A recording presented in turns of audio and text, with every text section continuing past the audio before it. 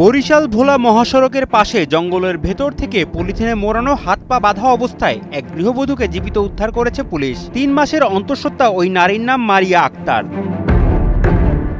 পারিবারিক বিরোধের জেরে পেটে থাকা বাচ্চাকে নষ্ট করতে তালাক দেওয়া সাবেক সতীনের ভাইরা এই ঘটনা ঘটিয়েছেন বলে অভিযোগ ভুক্তভোগী নারীর। স্বামীর আমি দ্বিতীয় স্ত্রী, এটাই মূলত আসলে কারণ। তার প্রথম পক্ষের স্ত্রীরা চায় না যে কোনোভাবে আমি থাকি। নিয়ে বিগত প্রায় 2 বছরের সংসারে তারা অনেক মামলা মোকদ্দমা, মারধর, ঝামেলা অনেক করছে। আমার শ্বশুরবাড়ি আমি যাইতে পারি না, কারণ তাদের ভয়ে যে যাইলেই তারা একটা ঝামেলা করে, আমার শ্বশুরবাড়ির লোকদের সাথে ঝামেলা করে, আমাদের সাথে ঝামেলা করে। এজন্য এলাকায় খবর নিলে আমি 1.5 বছর বেশি হয়ে গেছে আমি আমার শ্বশুরবাড়ি যাই না।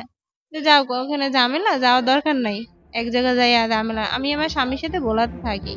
29 জুন ভোরে স্থানীয়দের কাছে খবর পেয়ে পুলিশ বরিশাল ভোলা সড়কে তালুকদারহাট এলাকার একটি জঙ্গল থেকে তাকে হাত পা বাঁধা অবস্থায় উদ্ধার করে। ভুক্তভোগী মারিয়া আক্তার বর্তমানে বরিশালের শেরেবাংলা মেডিকেল কলেজ হাসপাতালে চিকিৎসাধীন আছেন।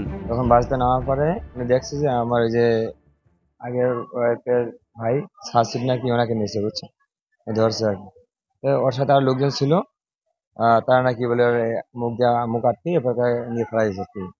মুখ আটকে কষ্ট দিয়ে বসতে পারি তো ফেলাই গিয়ে রাস্তা। আমার এই যে শালা আমার শাশুড়ি এখানে খুঁজে পায় না কোথাও। এবারে তো সকালে প্রায় সময় যে এরকমের ফেলাই নিয়ে রাস্তায়। আমরা এখন আইনি পদক্ষেপ নেব এবং আইনি যে বিষয় সেটা বিচার আমরা চাই। এই ঘটনায় অভিযোগ পেলে আইনগত ব্যবস্থা নেবে বলে জানায় বরিশাল মেট্রোপলিটন পুলিশের ঊর্ধ্বতন কর্মকর্তা। নিশ্চয় অবগত হয়েছেন যে আমাদের বরিশাল মেট্রোপলিটন পুলিশের বন্দর থানায় একজন মহিলাকে পলিথিনের বস্তায় আমরা উদ্ধার করি এবং সেটা খোলার পরে তাকে অক্ষত অবস্থায় পেয়েছি। সে সুস্থ আছে, এখন বরিশাল মেডিকেল কলেজে চিকিৎসাধীন আছে। তার অভিভাবক যারা তারা অবশ্যই অভিযোগ দায়ের করবেন। অভিযোগ দায়ের করলে আমরা আইনানুগ ব্যবস্থা আমরা গ্রহণ করব। মোটিভ শুধু মহিলা সব কিছুই বলেছে, এটা মানে পুরাটাই রহস্য উদ্ঘটিত হয়েছে। তার একটা পারিবারিক বিষয় আর কি, আগে বিবাহকে কেন্দ্র করে ধরনের ঘটনা ঘটেছে।